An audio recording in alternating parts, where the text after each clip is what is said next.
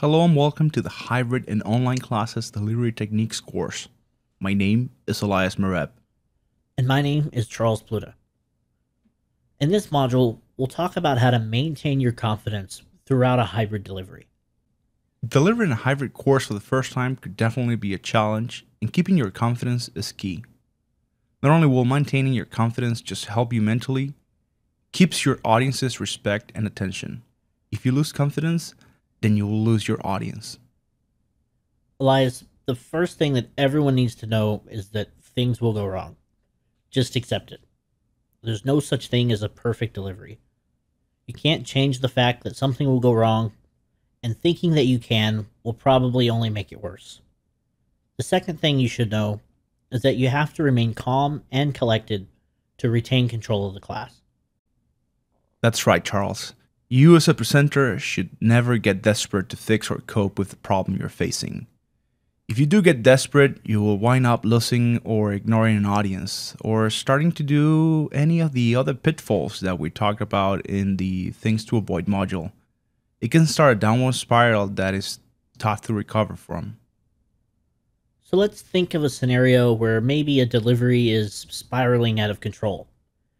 Maybe not as drastic as the building's on fire, but scoping out fire exits is good preparation too. Let's say you made a mistake. Okay, it happens. But someone in your audience pointed it out. The simple solution is straightforward. Correct it and move on. However simple that mistake was, could now be in the back of your head though. You could start using words like I think or maybe instead of an absolute positive when you're answering questions or explaining something. Using those types of words can show doubt to your audience that you're confident in what you're saying. And now that you're either made a mistake or started using those words, one or two things could happen. First, you lose your audience. They don't think you know what you're talking about, and they start paying attention to email or their smartphone. The second thing that could happen is that they actually pay more attention. Now that they know that you've made a mistake, they're going to start looking for the next mistake to call you out on. That brings us to the next point about maintaining your confidence. There are times where you just have that one challenging student or audience member. Whether they want to try to show that they know more than you, they think the class or the session is a waste of time, or they simply want to be the center of attention, there are some personalities that are difficult to work with. You can think of this as one of the things that could go wrong.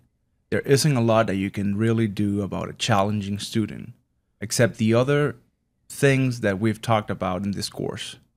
You at least want to make sure that you don't give them more things to complain or talk about.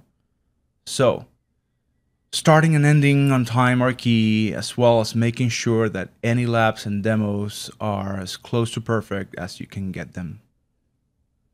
And for those things that aren't perfect, hear them out.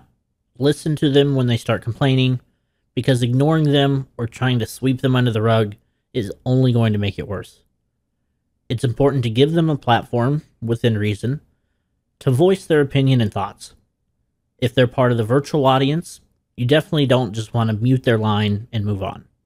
Yeah, if you try to ignore them, talk over them, or shut them down completely, you're destined to have a much more negative feedback report than if you just at least try to work with them.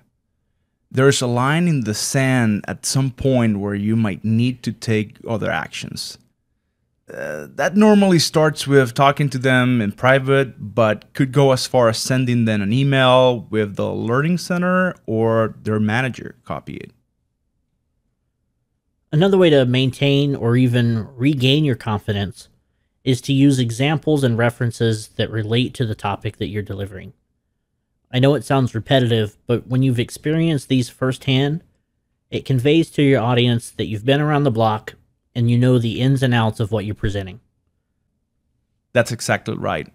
All of the examples that Charles and I have shared in any of the videos in this course are things that we have encountered when presenting. It's not that we or you, when you present, are trying to show you that you're an expert or know more than someone else. By presenting, you have probably already shown that you are someone that is respected in the field and an expert on topics that you are comfortable with presenting on. Those stories and examples should have two effects. First, to give you something that you can easily talk about to keep your confidence.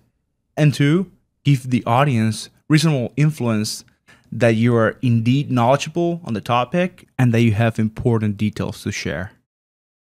Elias, I think we've covered on how to maintain your confidence while you're presenting.